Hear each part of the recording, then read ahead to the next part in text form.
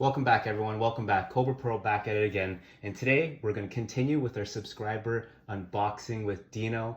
This channel, we crack packs and we try to stay fit. So hold your horses. We're going to get into this. Remember, for every Majestic, we do 10 curls for the girls. And for every super rare, we do 10 squats for your thoughts. Legendaries, we do a little bit of both. And Fables, again, it's up to Dino. Dino, say hello to the crew. Evening, everybody. Evening, everybody. Okay, Dino, we're going to empower you again. We have box 1, 2, and 3. What do you want to do? Box 1. Box 1. Okay, let's do this. We'll put these back away. Just a recap, fellas, ladies and gentlemen. Dino killed me last box break, and he got the Ancestral Empowerment. He got all the M's. He got the Ancestral Empowerment.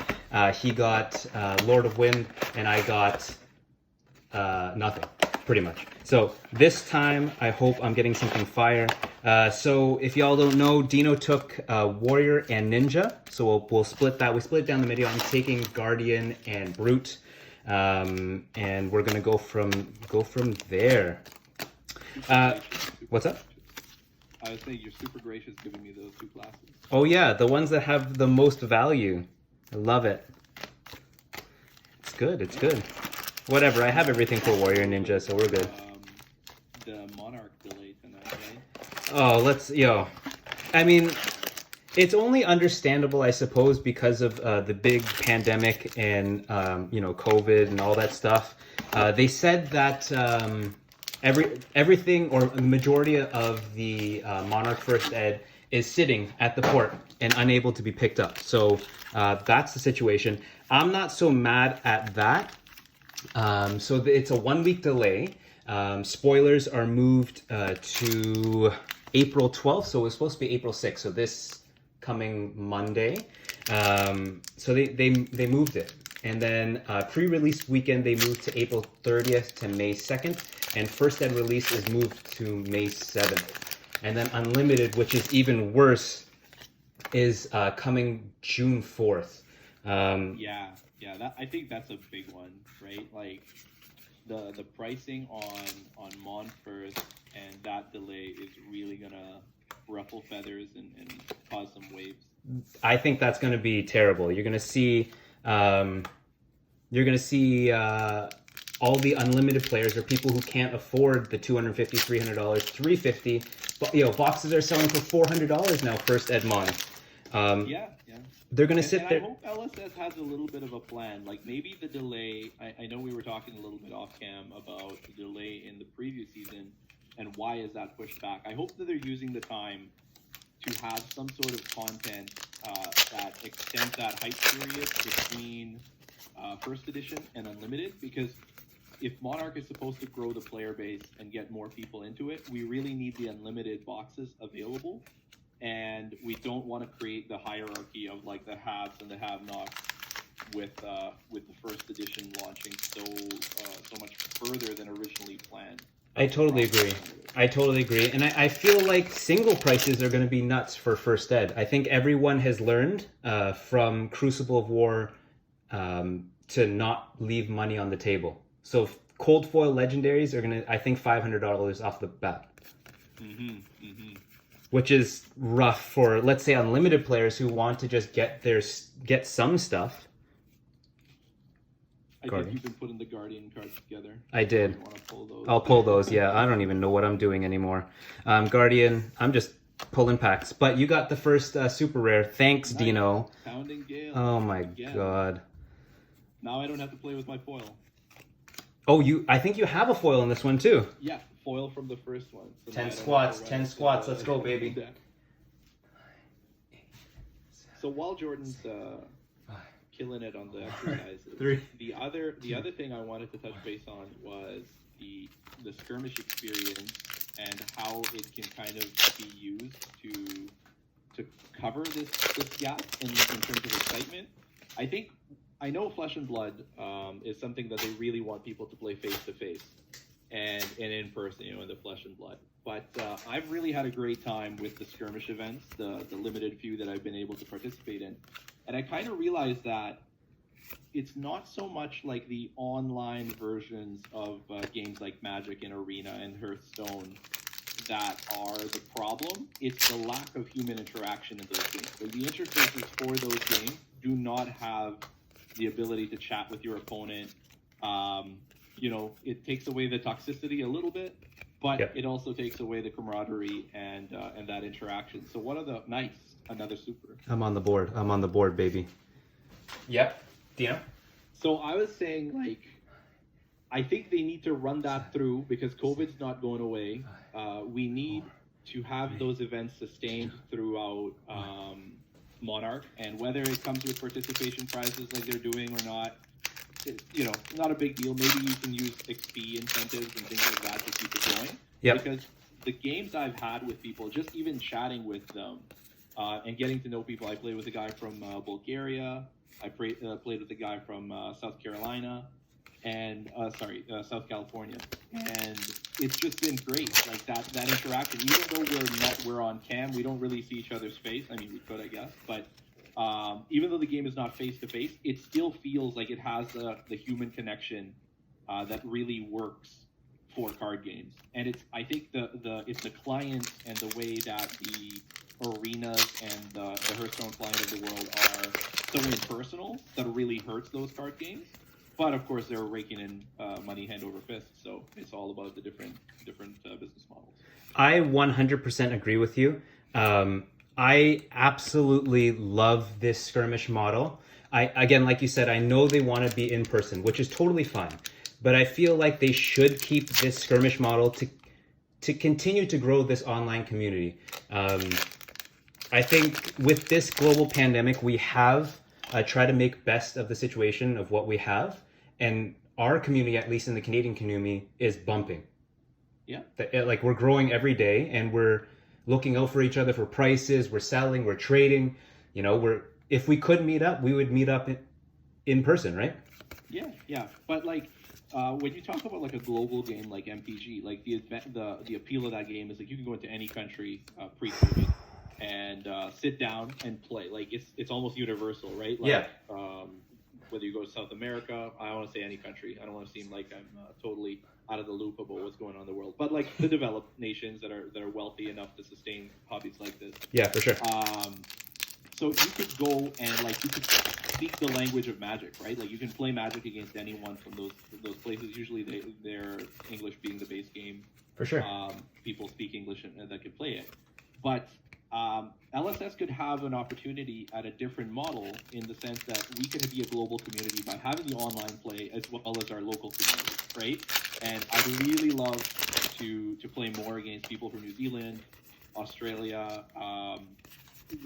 Whenever we play those guys from Singapore, that's always bumping. Yo, those guys are the best. Like they want to chat after the games. They want to hang out. They're like amazing people. They're amazing players, and they're amazing people because they also teach you, right? They're never hesitant to not talk about their deck profile. When you ask them, like, oh, how many flick flacks do you have? How many, are you using somersaults? You ask those questions, they'll answer willingly, right? Yeah, and I think the game lends itself to that because it comes down like when the players are about even skill level, it comes down to a couple of turns, right? So the lists might as well be open lists because the nature of like the 4-card hand or like the 5-card setup with the arsenal is such that you prepare for multiple permutations of what can happen, and the best players plan for every individuality, and then they say, okay, this is the one I want to prepare for or take the play line against. Yeah, for sure. Whereas games like Magic are like the best players obviously know what's going on in the matchups. They know what their weaknesses are, what their improved matchups are. There's a whole. I am sorry to interrupt, and I got another foil equipment in your face. Let's go. First M. Yes. Yay. Let's go. Sorry to interrupt, but yeah, I know you're really deep into Magic, and you came from Magic, so it's great to have your perspective. Yeah, I wasn't a high level player in the tournament scene or anything, but like just the way the game plays is very different in the sense that it's almost like it's this build, and you can kind of run away with the game, and then there's like the whole stabilizing and holding on.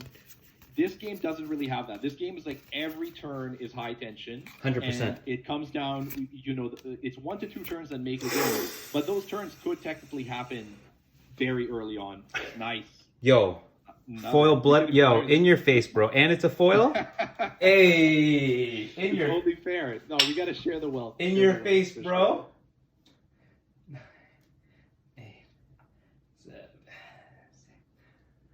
So yeah, and it's also nice because everyone in the game is super positive that I've encountered. I mean, I have heard a couple of guys in the last skirmish had, you know, had some rude games, we'll call them, or whatever. But, you know, sometimes people have bad days. And I think there's a level of, I don't know, camaraderie in playing this. Yep, and it being I agree with cool that. And everybody Yep. trying to build it. Yep. Because really, like, if you're committed to it, you gotta help build it. You can't just kind of leech off of it stuff. 100%. And I think sometimes the anger in the community is there for people who are just trying to flip and make financial benefits out of this. But you know, those guys are important too. They bring the money into the ecosystem, and it flows around for all of us. So, Bro, don't get me started about that. That is, yo, the prices that are out there right now. People are what, like a 9.5 heart or eye or something is going for like 180K USD. It's like, but a healthy collector economy is important to the success of a TCG. I agree with that. There, you know, it doesn't float the rest of our value. You don't feel good about opening up a pack. I mean, Magic, for all the great things it has, also has like the awfulness of, you know, you crack a box and you get like $50 worth of cards. $30 like that feeling. paperweight. Like it's always like you're supposed to buy the singles, but it is nice to be participating in a game where you can crack a box like this, or you can open up a pack and feel happy about it. Absolutely.